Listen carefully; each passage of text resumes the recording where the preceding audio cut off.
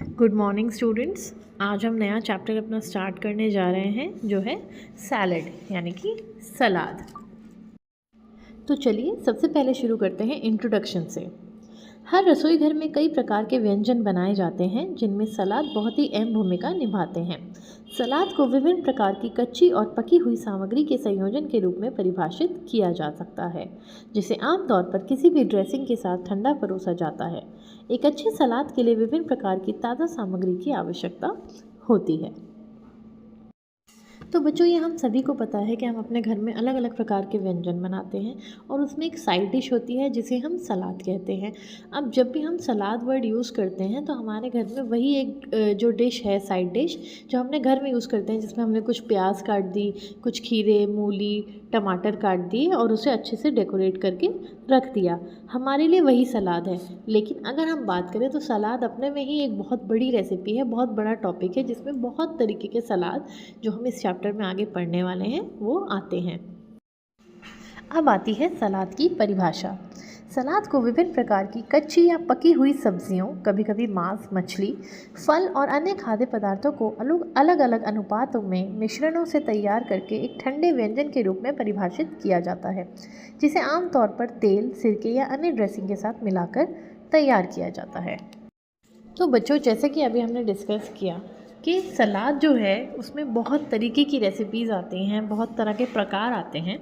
तो यहाँ पे जो हमने अभी सलाद की परिभाषा पढ़ी उसमें यही बताया गया है कि सलाद जो है उसमें हम कच्ची या फिर पकी हुई सब्जियाँ या फिर मांस या फिर मछली या फिर कोई फल और अन्य अलग जो खाद्य पदार्थ होते हैं उनको अलग अलग अनुपात में लेके उनका एक मिश्रण तैयार होता है, जिसमें हम कोई ड्रेसिंग लेते हैं, जैसे कि तेल हो गया, तेल में ऑलिव ऑयल लिया जाता है, सिरका हो गया और कुछ ड्रेसिंग होती हैं, उनके बारे में हम आगे पढ़ेंगे। ये सारी चीज़ें यूज़ करके सलाद की जो डिश है वो तैयार की जाती है और उसे ठंडे व्यंजन के रूप में खाने के साथ परोसा जाता है। सलाद शब्द की उत्पत्ति लैटिन शब्द सेल से हुई है, जिसका अर्थ है नमक।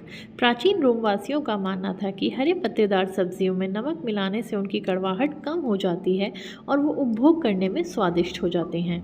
17वीं और 18वीं शताब्दी के दौरान सलाद को एक ऐसे आधार के रूप में उपयोग किया जाता है जिस पर मुख्य व्यंजन और मीट इत्यादि रखा जाता था।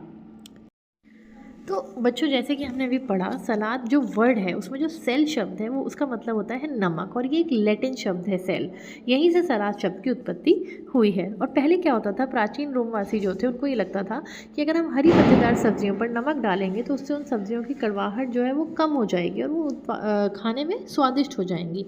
तो यहीं से सलाद जो है वो बनना शुरू हुआ।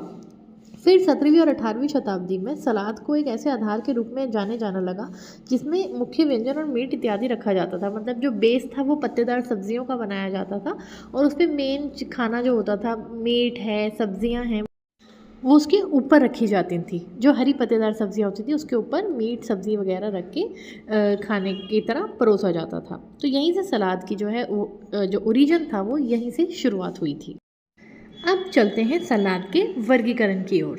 सलाद को निम्नलिखित श्रेणियों में वर्गीकृत किया जाता है, जिसमें सबसे पहले आता है सब्जियों का सलाद, फिर है फलों का सलाद, पास्ता सलाद, प्रोटीन सलाद, साधारण सलाद और मिश्रित सलाद।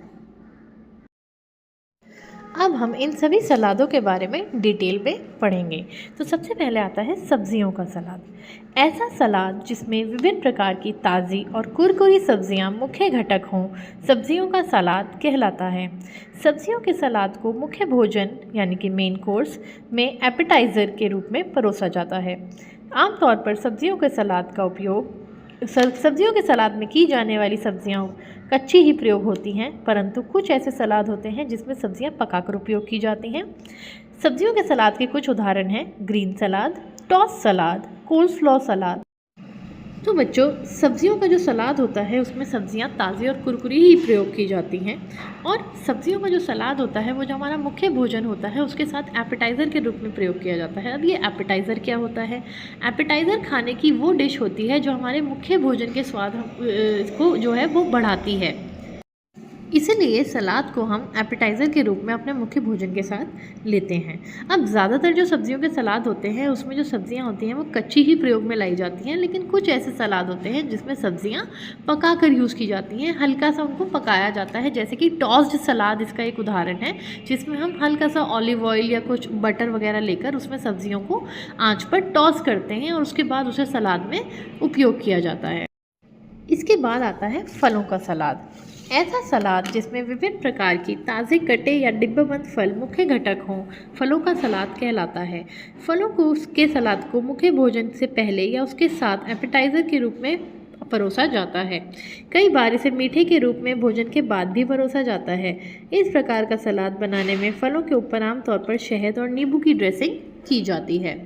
तो बच्चों, जब हम बात कर रहे हैं फलों के सलाद की, तो फलों के सलाद में भी हमें ताज़े और कटे हुए फल या फिर आपने देखा होगा डिब्बाबंद फल आते हैं जिन्हें हम कैंड फ्रूट्स कहते हैं, जैसे कि कैंड पाइनएप्पल, कैंड चेरीज़। आपने केक के ऊपर भी देखा होगा जो फ्रूट्स लगे होते हैं वो थोड़े मीठे होते हैं और थोड़े से शुगर सिरप में डालकर उनको कैन में रखा जाता है, तो वो भी हम सलाद में यूज़ कर सकते हैं। सलाद को भी बच्चों भोजन के साथ एपेटाइज़र के रूप में परोसा जाता है, लेकिन कई बार इसे मीठे की तरह खाने के बाद भी परोसा जाता है, जिसे हम डिज़र्ट बोलते हैं, जैसे कि फ्रूट क्रीम हो गई। और फलों के सलाद पर जो हम ड्रेसिंग यूज़ करते हैं वो शहद या नींबू की ड्रेसिंग साधारण तौर पर की जाती है। तो चलिए आगे बढ़ते हैं और थर्ड नंबर पे जो हमारा सलाद है वो है पास्ता सलाद। पास्ता सलाद को उबले हुए फैंसी पास्ता और कुछ सब्जियों के मिश्रण के ऊपर ड्रेसिंग और कुछ मसाले डालकर बनाया जाता है। पास्ता सलाद में कई बार सब्जियों की जगह फलों तथा पनीर इत्यादि का भी प्रयोग किया जाता है। तो बच्चों, इसका सबसे कॉमन एग्जाम्पल जो आप अपने घर में मैकरोनी बनाते हो वो भी एक पास्ता सलाद का उदाहरण है, अगर आप उसमें सब्जियों वगैरह का इस्तेमाल कर रहे हैं। इसमें ही बच्चों हम फैंसी पास्ता बॉईल करते हैं, उसको सब्जियों के साथ रेडी करते हैं और उस पर कोई ड्रेसिंग और मसाले यूज़ करते हैं। कई बार इसमें फलों का और पनीर का उपयोग भी हो जाता है। अब हमारी जो नेक्स्ट कैटेगरी है वो है प्रोटीन सैलेड, यानी कि प्रोटीन का सलाद। ऐसे सलाद में ऐसी सामग्रियां मुख्य घटक होती हैं जिनमें प्रचुर मात्रा में प्रोटीन होता है, जैसे कि अंडे, पनीर, चने, दालें, ये सारी चीज़ें इसमें मुख्य घटक होती हैं। और उसके साथ साथ सब्जियां और फलों को भी ड्रेसिंग के साथ डालकर बनाया जाता है। इस सलाद को अपने आप में पूर्ण आहार माना जाता है, क्योंकि इसे मेन कोर्स के रूप में भी परोसा जाता है। हैम और चिकन सैलेड इसके कुछ मुख्य उदाहरण हैं। तो नेक्स्ट कैटेगरी है साधारण सलाद। साधारण सलाद को एकल सलाद भी कहा जाता है, क्योंकि इस प्रकार के सलाद में एक ही सब्जी पर ड्रेसिंग डालकर सलाद तैयार किया जाता है। इस प्रकार का सलाद मुख्य भोजन के साथ परोसा जाता है, जैसे कि राजमा चावल के साथ प्याज का सलाद। इसके बाद आ जाते हैं हम 6th नंबर ऑफ कैटेगरी, जो है मिश्रित सलाद, जिसे हम कंपाउंड सैलेड भी बोलते हैं। मिश्रित सलाद में कई प्रकार की सब्जियों या फलों को या फिर दोनों के मिश्रण पर ड्रेसिंग डालकर तैयार किया जाता है। इस प्रकार का सलाद मुख्य भोजन से पहले या फिर उसके साथ में परोसा जाता है। तो बच्चों, मिश्रित सलाद में हम सब्जियों और फलों को मिलाकर एक सलाद तैयार करते हैं, या फिर अलग अलग सब्जियों का भी सलाद तैयार हो सकता है, या फिर अलग अलग फलों का भी मिश्रण मिलाकर तैयार हो सकता है। तो चलिए अब हम चलते हैं अपने अगले टॉपिक की ओर, जो है सलाद के भाग। आमतौर पर सलाद के 4 भाग होते हैं, जिनका विस्तृत विवरण अब हम आगे पढ़ेंगे। पहला है आधार, दूसरा है आकृति, तीसरा है ड्रेसिंग और चौथा है गार्निश। अब इसको हम एक चित्र के माध्यम से समझेंगे। इस चित्र में देखिए आपको 4 यहाँ पे लेबल्स नज़र आ रहे हैं, जिसमें सबसे पहले है बेस। बेस का मतलब होता है आधार। उसके बाद है बॉडी, बॉडी का मतलब है आकृति, फिर है ड्रेसिंग और चौथा है गार्निश। अब बेस जो है, कोई भी जब हम सलाद रेडी करते हैं तो उसमें हरे पत्तों का बेस तैयार किया जाता है। उसी के ऊपर जो है हमारी मेन बॉडी, जो सलाद का मुख्य भाग है, वो आता है, जिसको हम बॉडी कहते हैं, यानी कि आकृति कहते हैं। उसके बाद मेन बॉडी के बाद उस पर कोई ड्रेसिंग डाली जाती है उसके स्वाद को बढ़ाने के लिए, और सबसे एंड में आता है गार्निशिंग, जो हम सलाद को सजाने के लिए प्रेजेंट करने से पहले करते हैं। तो चलिए अब इन्हीं चारों को हम डिटेल में समझेंगे। पहला है आधार। आमतौर पर सलाद का आधार हरी पत्तेदार सब्जियों से बना होता है। हरी पत्तेदार सब्जियां प्लेट के आधार को ढकने में सहायक होती हैं। इसके अतिरिक्त ये सलाद के रंग को विपरीतता देकर उसे और आकर्षक बनाती हैं। सलाद प्लेट में बेस रूपी हरी पत्तेदार सब्जियां लगाने पर सलाद और अधिक आकर्षक लगने लगता है। विभिन्न रंग के लेटेस का उपयोग सलाद के आधार के रूप में किया जाता है। तो बच्चों, जो आधार की हम बात कर रहे हैं, जो पहला सलाद का भाग है आधार, उसमें हम जनरली हरी पत्तेदार सब्जियों का उपयोग करते हैं, जिससे क्या होता है कि जो सलाद में जो हम बॉडी यूज़ कर रहे हैं, जिसमें सब्जियां होंगी, पनीर होगा, चने हो सकते हैं, चिकन हो सकता है, मछली हो सकती है, उस सब के कलर को एक कंट्रास्ट मिलेगा और हमारा जो सलाद है वो दिखने में और ज़्यादा आकर्षक लगेगा। तो अब चलते हैं अगली कैटेगरी, जो है आकृति, यानी कि बॉडी ऑफ सैलेड, सलाद की बॉडी। सलाद की समग्र आकृति उसका मुख्य भाग होती है। ये सलाद को आकर्षण प्रदान करती है। सलाद का नाम तथा उसका स्वाद काफ़ी हद तक सलाद की आकृति पर निर्भर करता है। सलाद को आकर्षक आकृति प्रदान करने के लिए चिकन, फल और सब्जियों को अलग अलग प्रकार से काटकर अलग अलग सामग्रियों के साथ मिलाया जाता है। तो बच्चों, जैसे कि मैंने आपको पहले भी बताया कि सलाद का जो एक मुख्य भाग होता है वो उसकी बॉडी होती है, आकृति, कि आप उसमें क्या मुख्य सामग्री जो है वो यूज़ कर रहे हो। अब वो पनीर भी हो सकता है, सब्जियां भी हो सकती हैं, अंडे भी हो सकते हैं, चिकन भी हो सकता है, वो हम अपनी इच्छा अनुसार यूज़ कर सकते हैं और उसको अलग अलग प्रकार से काट कर सामग्रियों के साथ मिलाया जाता है। तो नेक्स्ट पार्ट जो है वो सलाद का, वो है ड्रेसिंग।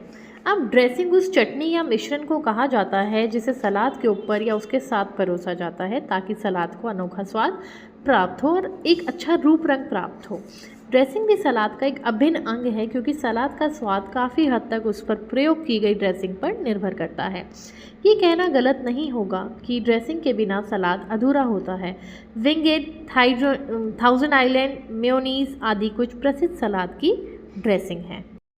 तो बच्चों, जब हम एक आधार हमने तैयार कर लिया, उस पर हमारा मुख्य जो घटक है सलाद का, जो भी हम चिकन सैलेड बना रहे हैं, हम प्रोटीन सैलेड बना रहे हैं, हम वेजिटेबल सैलेड बना रहे हैं, तो उसमें सबसे इम्पॉर्टेंट चीज़ होती है ड्रेसिंग, क्योंकि ड्रेसिंग से जो है हमारा सलाद का जो प्रेजेंटेशन है वो भी अच्छी होती है और उसका टेस्ट भी बहुत हद तक बदल जाता है। ठीक है। और थाउजेंड आइलैंड, मेयो, विंगेट, ये सब कुछ, स्वीट अनियन हो गई या फिर आपका मस्टर्ड सॉस हो गई, ये कुछ ऐसी ड्रेसिंग्स हैं जो हम सैलेड में यूज़ करते हैं। अब आ जाता है हमारा लास्ट पार्ट, जो है सजावट, यानी कि गार्निशिंग। ये सलाद का वैकल्पिक भाग होता है, जिसे प्रयोग करने का मुख्य उद्देश्य सलाद का स्वाद और आकर्षण बढ़ाना होता है। किसी सलाद पर गार्निश करने के लिए किसी एक सामग्री या उससे अधिक सामग्रियों का उपयोग किया जा सकता है। हालांकि गार्निश करने के लिए अधिक सामग्रियों का प्रयोग करने से सलाद का वास्तविक रंग रूप छुप सकता है। आमतौर पर सलाद पर सजावट करने के लिए हरे धनिए, पुदीना, नींबू के टुकड़ों, चेरी, सफ़ेद तिल के बीज या घिसे हुए पनीर का उपयोग किया जाता है। तो बच्चों, ये जो लास्ट पार्ट है सजावट, ये एक वैकल्पिक पार्ट होता है, ये आप कर भी सकते हैं और अगर आप ना करना चाहें तो इसके बिना भी सलाद हमारा जो है वो रेडी हो जाता है।